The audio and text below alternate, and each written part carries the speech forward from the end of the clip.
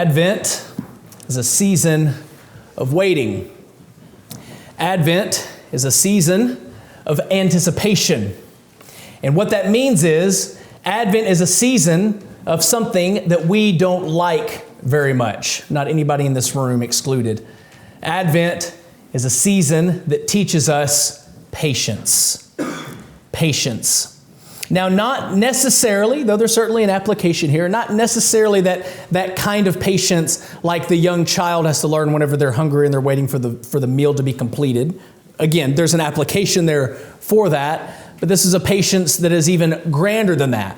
It's more akin to the patience that you as the parent have to learn when the little child will not stop asking when the food is going to be ready while you are in the midst of cooking the meal.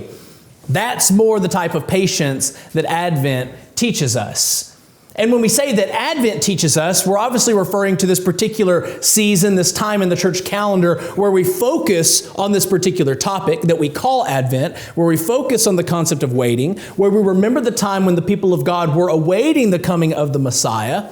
But really and truly, when we say that Advent teaches us patience, what we mean is acknowledging the reality of our sin and the fact that we still have to wrestle with our sin and deal with our sin, and that our sin still has an effect on us. And when we acknowledge that in light of the gospel and in light of the grand narrative, the grand story that God has been teaching His people forever since He said, "Let there be light," that is when we begin to get at the idea of learning godly patience. Holy patience, a patience that mimics its creator, a patience that mimics its Savior. Advent is a season of waiting.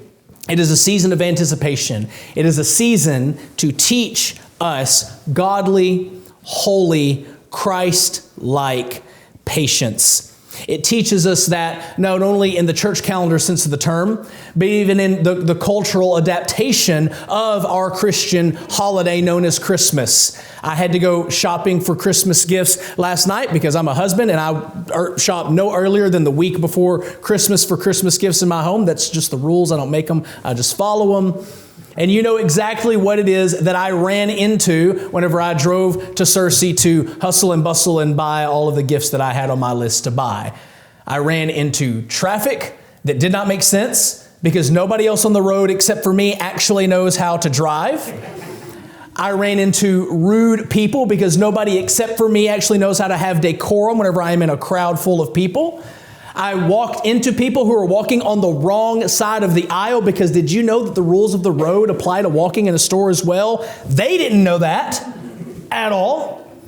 I had to deal with a young lady who was extremely nice and pleasant as she helped me purchase a gift for my lovely bride, but I could not look away from the message that she was particularly trying to send with the way that her makeup was done, the way that her hair was done, and the particular clothes that she was wearing. And it irritated me because only I have a monopoly on what true morality is around this particular holiday.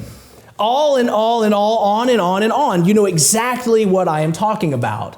This time of year itself tests our patience. It exercises and it tests our ability to wait, to be patient, to hold tight, to be faithful and steadfast, even when it feels like nobody else is going at the pace that we think they need to be going in any particular sense of that idea. This time of the year teaches us to wrestle with those realities. But it not only teaches us to wrestle with those realities externally, it not only teaches us to wrestle with the reality of heavy traffic people aren't driving the way we want them to, or the way that people are acting in grocery stores, or the way that people are dressed whenever they're doing their holiday shopping, or whatever else it is that irritates you this time of year. What this season does, or at least what it should do, what it needs to do, and what I want to encourage you in right now, is that it should teach you to be patient with the overall work of sanctification that God is doing in the cosmos. Amen. Now, therefore, that has at least two directions for it, two directions that can go. One, we've already dealt with by our examples. We must be patient with the sins of others. But likewise, what that means, truly, is having a certain level of patience even with yourself, even with your own sin. You see, whenever this season and all that comes with it starts to irritate you, agitate you, set you on edge. It is not merely the falling short of others that is on display, but it is likewise your own falling short that is on display. Have you never acted in such a way? Have you never made a mistake whenever you were driving?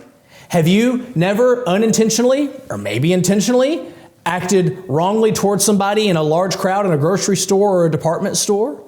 Have you always carried the greatest sense of decorum with the way that you clothe yourself and dress and carry yourself? Have you always been utterly polite to everybody that you meet and everybody that you see? Of course you haven't. All of us have made the very same mistakes that seem to irritate and agitate us at this particular time of year. So when we say that Advent is a season of waiting, anticipation, and it's a season in which to learn a godly, holy patience that goes in two directions: the sins of others and the sins of ourselves. John the Baptist was faced with this reality whenever he finds himself in the place that he does in Matthew chapter 11, from which we just read for our gospel reading.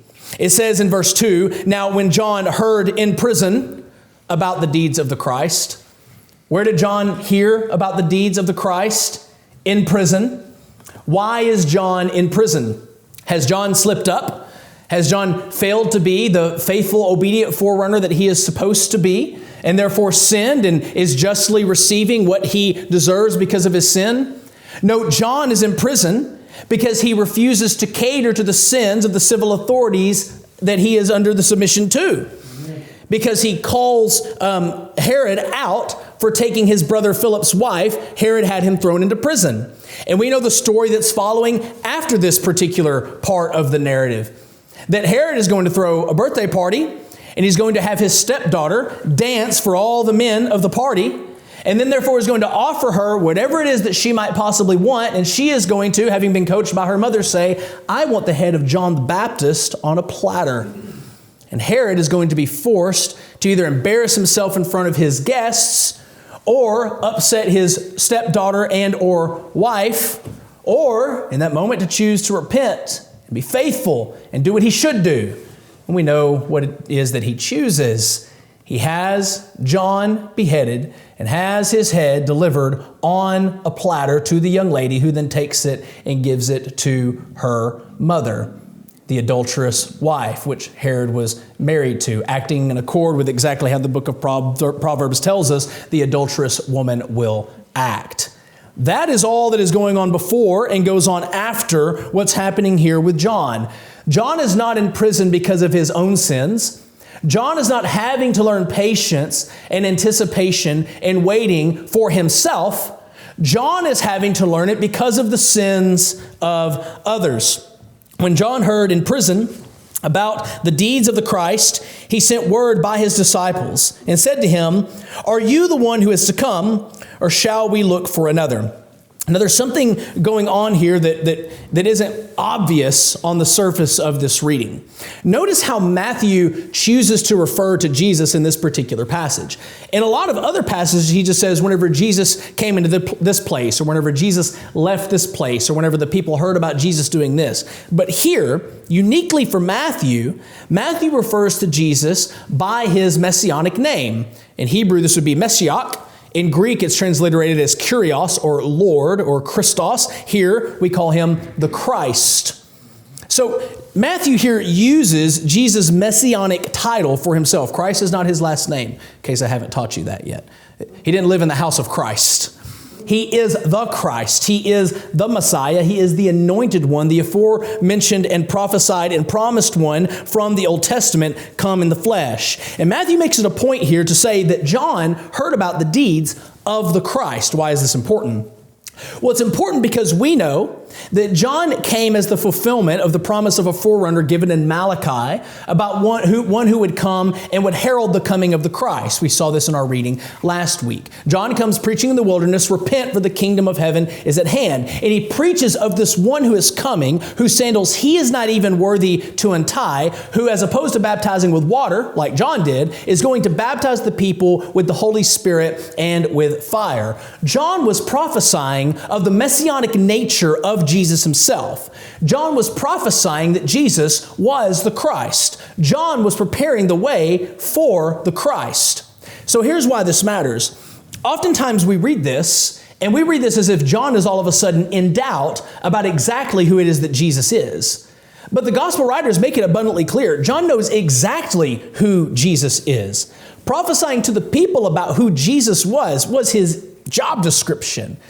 So I refuse to believe actually that what's going on here is John has all of a sudden forgotten or begun to doubt who it is that Jesus is. The text gives us no reason to think that in particular. So what is it that John is dealing with? What is it that he is asking here? I think Matthew gives us a clue by calling him the Christ. You see, the Messiah was a kingly figure in the Old Testament. So when an Old Testament prophet prophesied of the coming of the Messiah, of the Meshiach, and whenever Jesus comes as the Meshiach, as the Christos, what he was coming as was king of his kingdom. Now there's three primary offices put forward in the scriptures, especially in the Old Testament. You have priest, which they're the babies, they're the infants. Priests have it easy. Priests are told exactly what to do every single day of their life. The instructions are right there in black and white. All they have to do is read it, remember it, go and do it. Priesthood is the infancy. And then you graduate from there, from being a priest into being a king. This is sort of the pattern of the Old Testament. If you read it, you've got your priest time early on, then you come into the time of the kings. Now, kings rule. Kings have to have wisdom, right? It's the glory of God to conceal a thing and the glory of kings to seek it out. And so kings seek wisdom, kings rule and lead by wisdom, kings govern. And we know that Christ came, the Meshiach came as a king. But there's another office as well, that of prophet. Now, when you get to the office of prophet, now you're a big boy. Because what do the prophets do? The prophets speak on behalf of God. The prophets speak the very words of God himself to his people.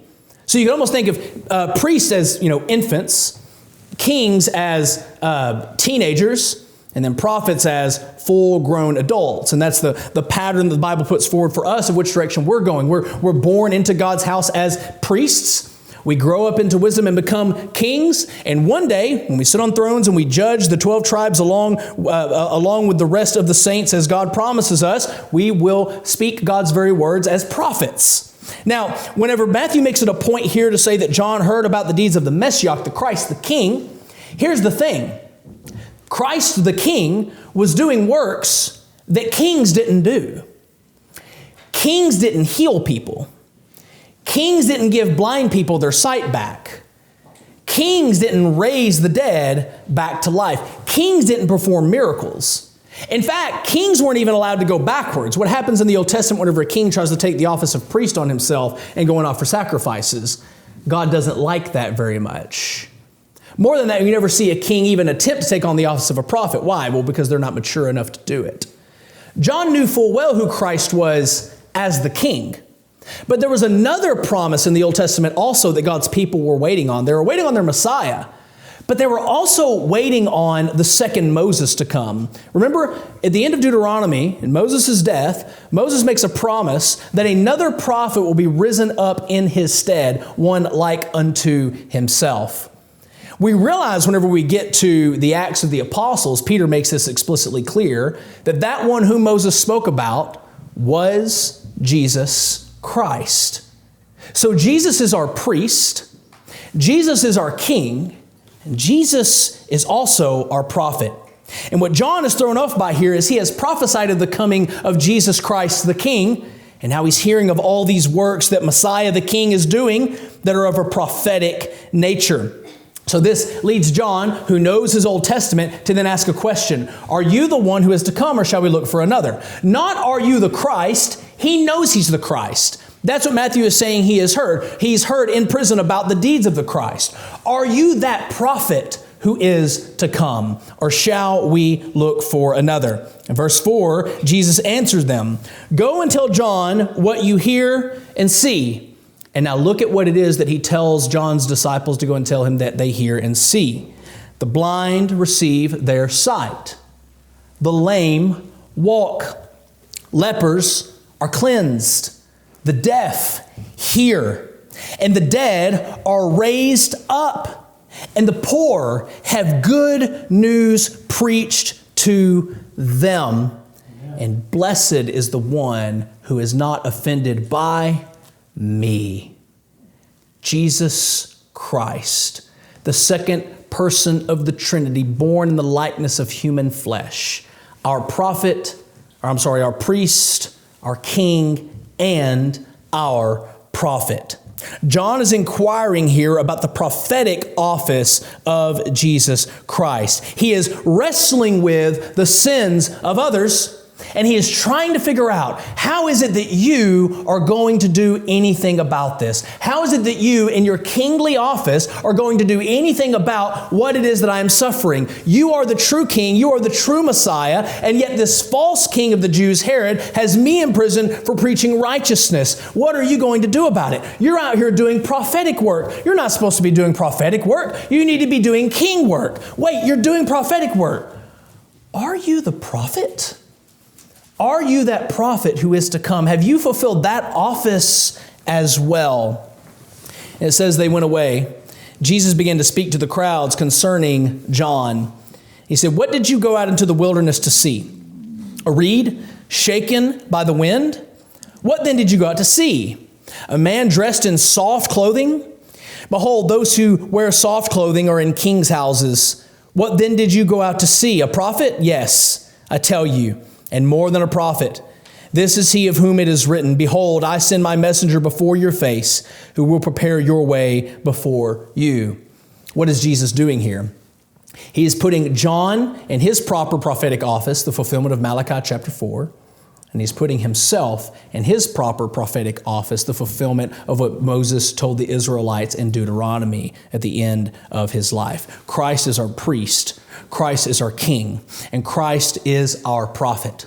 So in this season of waiting, as you wait ever so patiently, I'm sure, for the sins of others to settle down, as you wait patiently for that time to come when you won't have to deal with this anymore, or at least not for another 365 days or so, as you come to the end of the season and you wait, pause.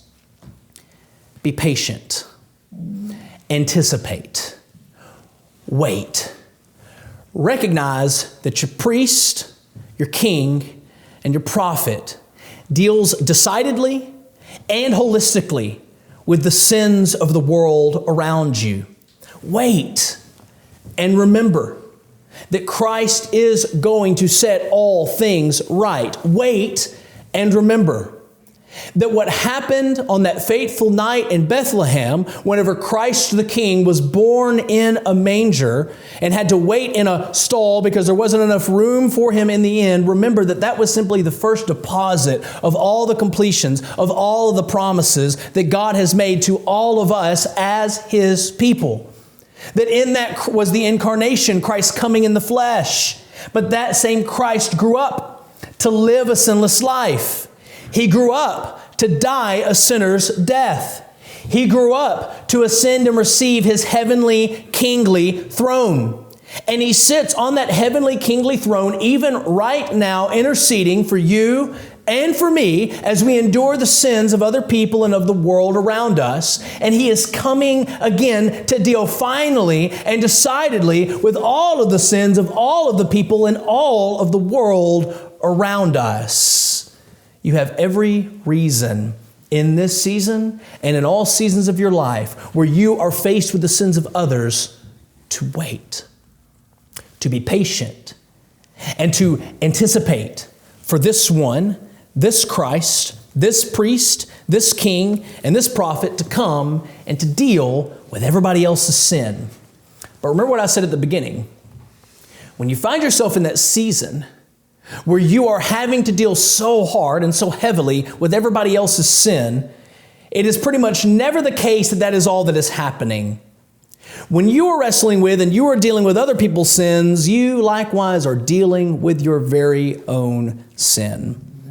Can we all agree that all of you are at least like I am, that whenever I am sinned against, I rarely respond in a holy way, in a godly way? When you are sinned against, what do you tend to do? You respond in a sinful way. Somebody talks to you sideways, you don't pause and catch your breath and get your composure and speak patiently and kindly back to them, what do? You speak sideways back to them.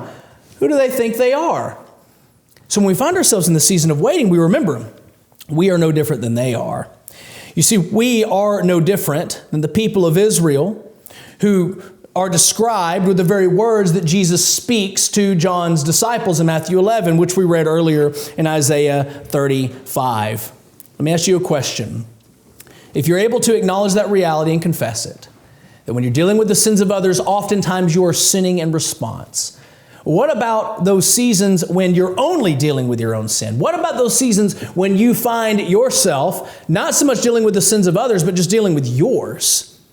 Your sin has found you out. You have allowed yourself to get so entrapped, so enraptured, so tangled up in your own sin that certain aspects of your life are falling apart around you. Sometimes that's merely internal.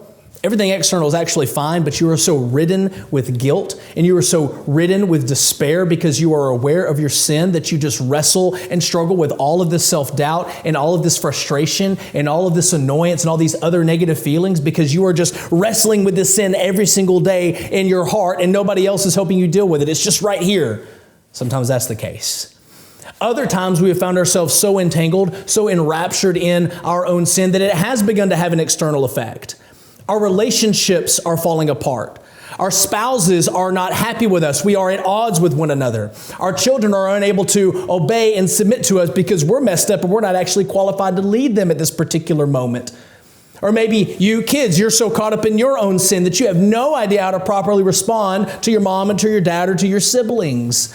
Or what about at your job where your sin has impacted your ability to even do your work with competence, the ability to even do your work well? Sin has an impact on everything and everybody around us, beginning with us and flowing out of ourselves.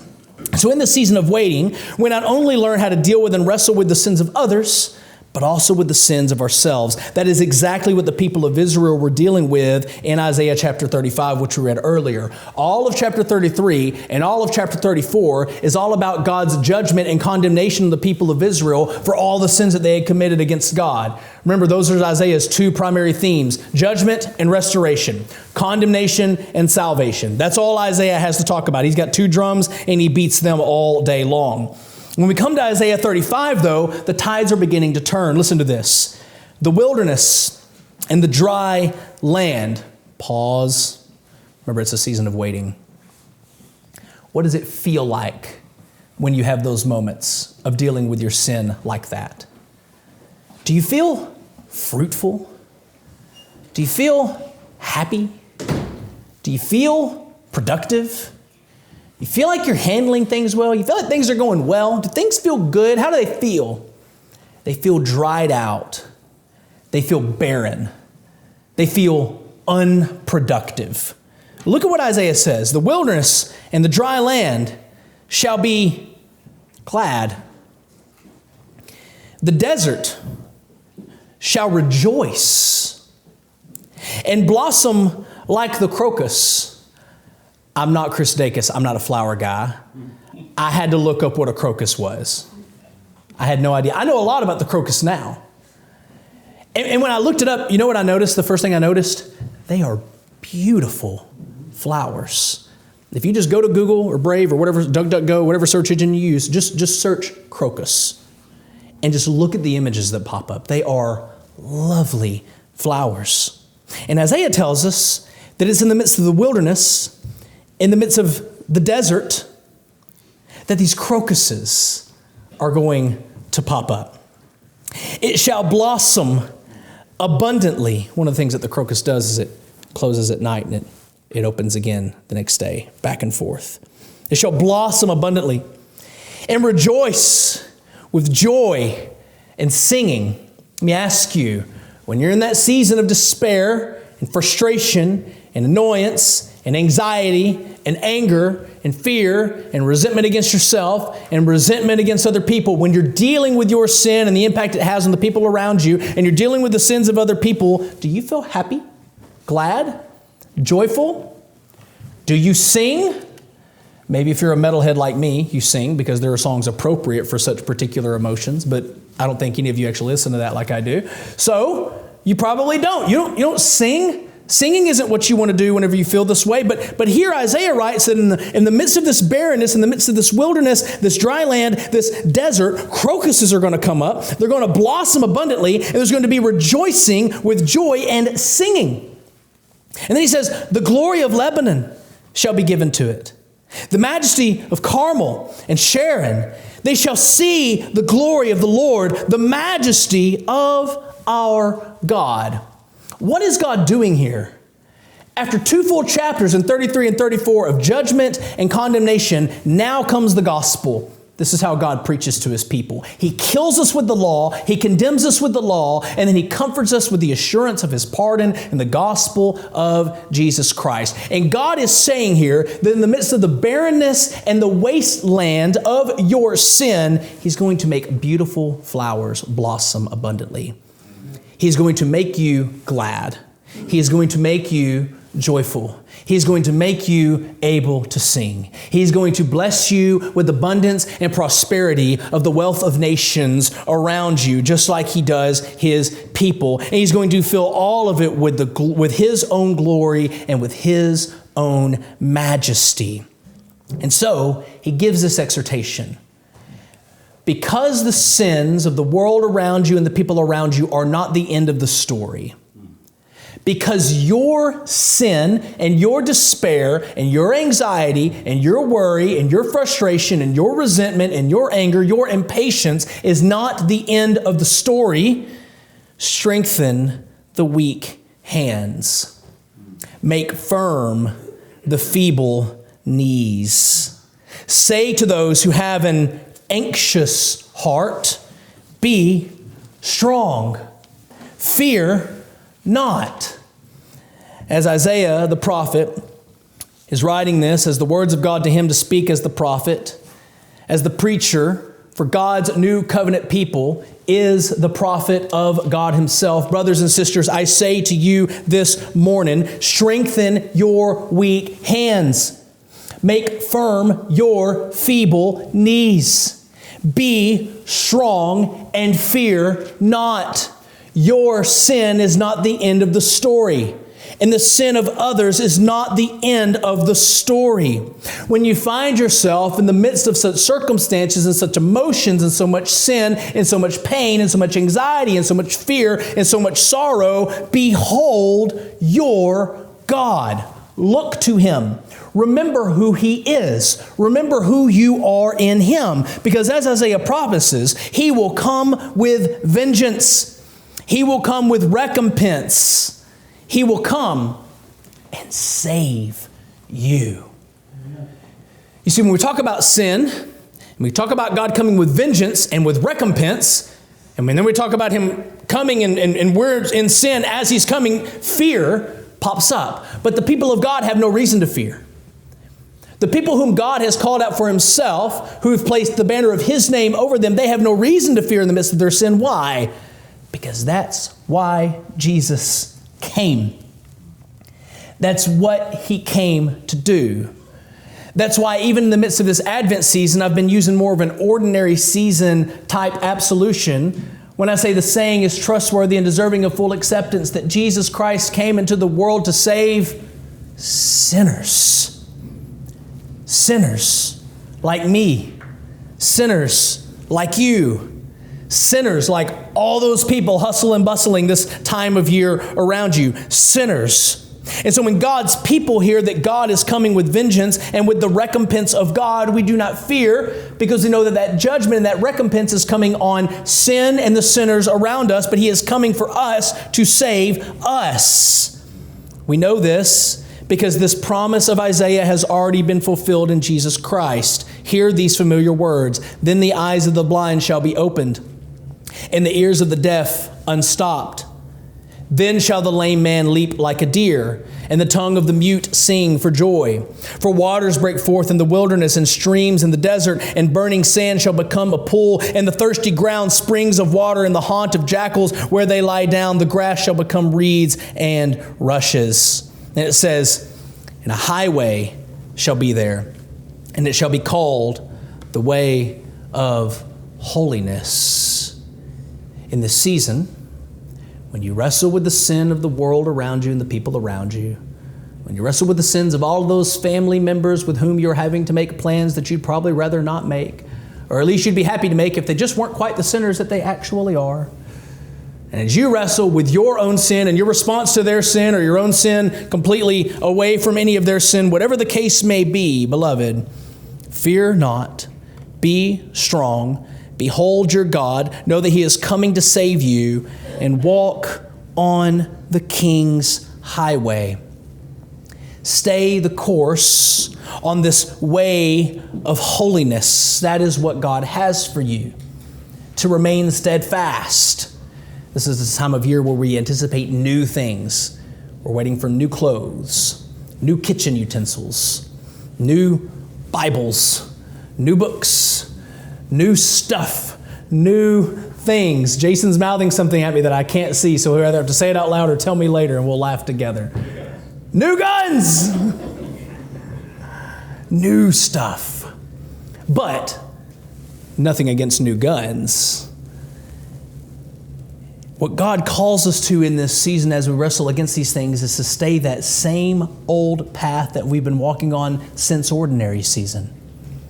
Advent doesn't really bring about anything new, not for us anyway, this side of the incarnation. Advent is simply a reminder of what it is that we are to be doing all year long, killing our sin, remaining steadfast in holiness, walking on the King's highway, walking in the way of holiness. Isaiah says, the unclean shall not pass over it. It shall belong to those who walk on the way. Even if they are fools, they shall not go astray. I have never read a more comforting verse in the Bible in my entire life. Even if they're fools, oh, thank God, they shall not go astray. No lion shall be there, nor shall any ravenous beast come upon it. They shall not be found there, but the redeemed shall walk there. And the ransomed of the Lord shall return and come to Zion with singing. Everlasting joy shall be upon their heads. They shall obtain gladness and joy and sorrow, and sighing shall flee away. In the season, as you find yourself wrestling with sin, the sin of others and the sin of yourself, the words of James could not ring any truer. Be patient, therefore, brothers, until the coming of the Lord. I had a pastor friend back whenever I was in the PCA who had this saying that the first time I heard it really gave me pause. It was like, I don't think you should talk that way. I don't think a preacher should talk that way. And the longer I'm in ministry and the longer I'm a Christian and the more kids I have and the more time I spent in a fallen world, the more I realize just how true this is. He says, you know what, Michael, I wake up every day and I look in the mirror and ask myself a question. Has Jesus come back yet? And I pause and I think and I look around and I realize, nope, He hasn't. And as long as the answer to that question is no, then today's going to suck. And I'm like, well, that's not right. We shouldn't think that way. Don't get me wrong. I'm not saying that you just cause things to be bad or you should make things be worse. But because sin is a reality, there isn't a day probably that goes by that something doesn't fit that description. And what is your call? Be patient, therefore, brothers, until the coming of the Lord. Has Jesus come back yet? No. The call is to be patient. Has Jesus come back yet? No.